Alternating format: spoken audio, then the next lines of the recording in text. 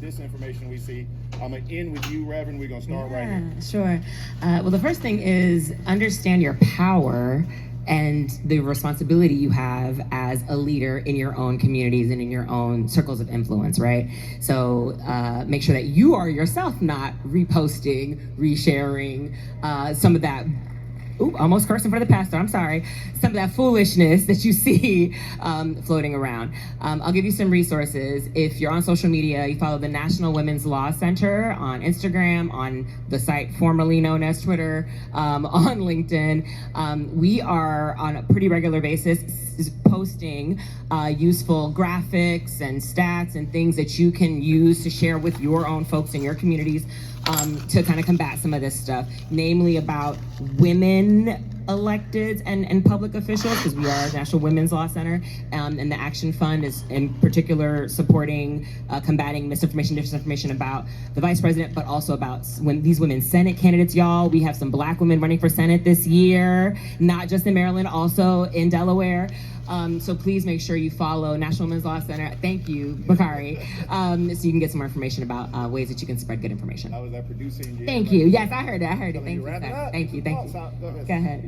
Real fast, if you're reading something and it sounds crazy, there's a chance that it is crazy.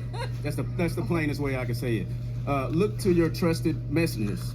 The NAACP is and will continue to be a trusted messenger. Right. We have a wonderful civic engagement team who's been working very hard and creating programs to counter this sort of thing, misinformation and disinformation.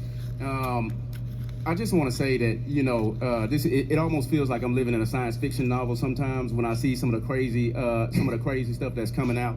But to put a finer point on it, just if you see something that seems too good or too crazy to be real, it's probably not real.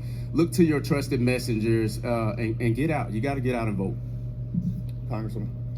I was just going to say, make sure that your trusted messenger should be trusted.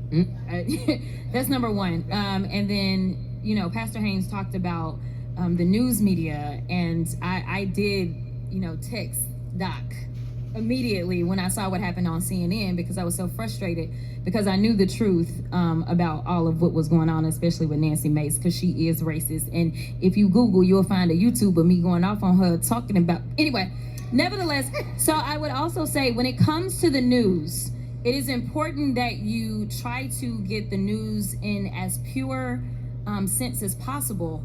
And so even when it comes to things that are happening in Congress, C-SPAN is really the best spot. I mean, I know that it's not dramatic and whatever, but you are hearing directly, it's not, there's no filter whatsoever. So then you don't have to rely upon what someone else is interpreted. Because the fact is, if you watch faux news, you're gonna get one story about what happened.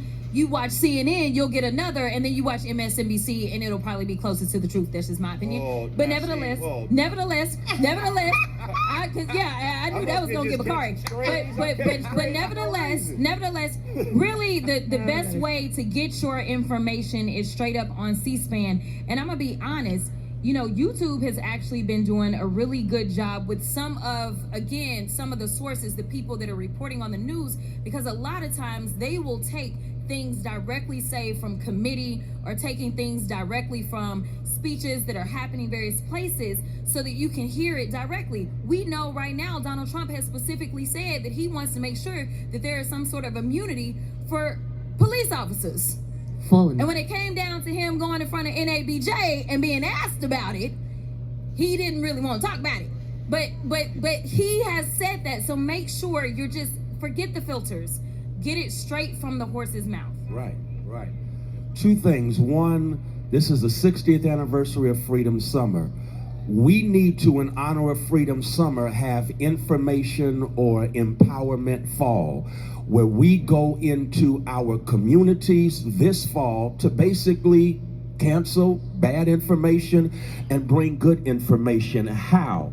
I want to suggest that we connect with the Black church, not churches with Black people, but the Black church.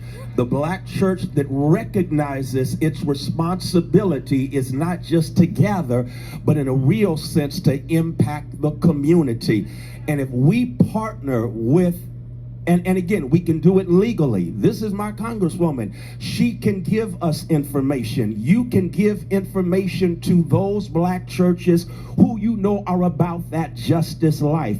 And that because the black church still has the most people showing up on Sunday as well as tuning in. And that black church then has a responsibility to spread the truth so that we can combat the lies. So those are two things I want to suggest that we can do.